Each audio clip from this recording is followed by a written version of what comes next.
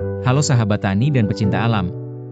Pernahkah Anda memperhatikan bahwa tanah di bawah rumpun bambu sering terlihat lebih gelap, lebih gembur, dan terasa sangat subur? Padahal, kita jarang melihat rumpun bambu dipupuk atau dirawat secara intensif. Ini bukanlah kebetulan atau mitos. Bambu adalah pabrik pupuk alami yang bekerja terus-menerus. Ia menyuburkan tanah di sekitarnya melalui sebuah sistem ekologis yang cerdas dan berkelanjutan. Hari ini, kita akan bongkar tuntas 3 rahasia besar mengapa bambu menjadi salah satu sahabat terbaik kesuburan tanah. Rahasia pertama terletak pada serasah bambu, yaitu guguran daun, pelepah, dan ranting. Bambu, seperti rumput raksasa, terus mengganti daunnya, menciptakan lapisan mulsa organik yang tebal. Lapisan ini bukanlah sampah. Ia adalah gudang nutrisi. Saat serasa ini meluruh dan membusuk, dekomposisi, ia menghasilkan humus bambu yang luar biasa. Kaya unsur hara fungsional, apa isi humus bambu ini? Fosfor, P, dan kalium, K, alami. Daun bambu secara alami mengandung konsentrasi P dan K yang tinggi. Keduanya adalah unsur makroprimer yang vital untuk penguatan batang, serta pembentukan bunga dan buah pada tanaman budidaya Anda. Silika, Si, super, bambu adalah penyerap silika yang handal. Ketika silika ini dilepaskan ke tanah, ia berperan sebagai penguat tulang tanaman.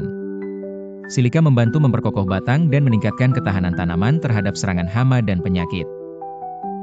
Dengan menjadi mulsa alami, serasa ini juga menghemat air.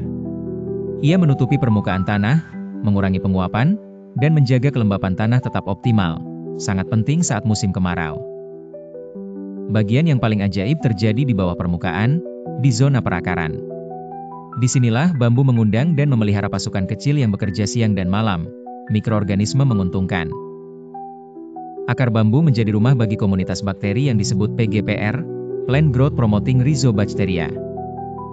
Bakteri ini adalah biofertilizer atau pupuk hayati alami. Tugas utama pasukan PGPR, fiksasi nitrogen. Mereka mampu mengambil nitrogen bebas dari udara dan memperbaikinya menjadi bentuk yang bisa diserap langsung oleh akar tanaman. Ini setara dengan memupuk tanah Anda secara gratis dan berkelanjutan.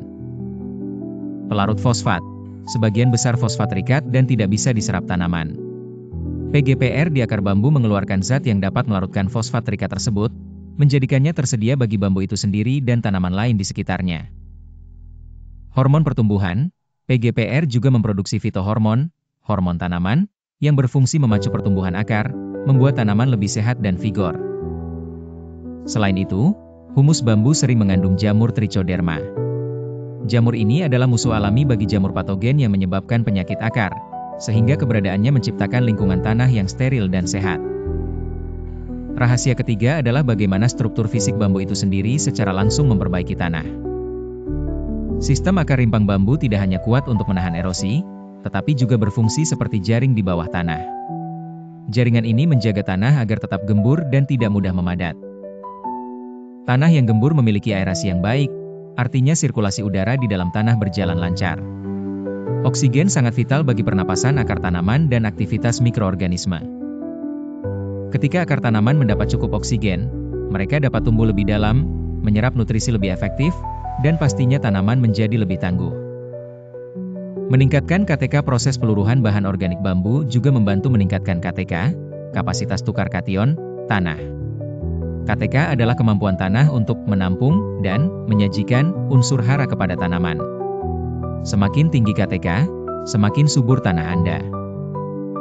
Jadi, keajaiban kesuburan di bawah rumpun bambu adalah hasil kerjasama antara alam, kimia, dan biologi.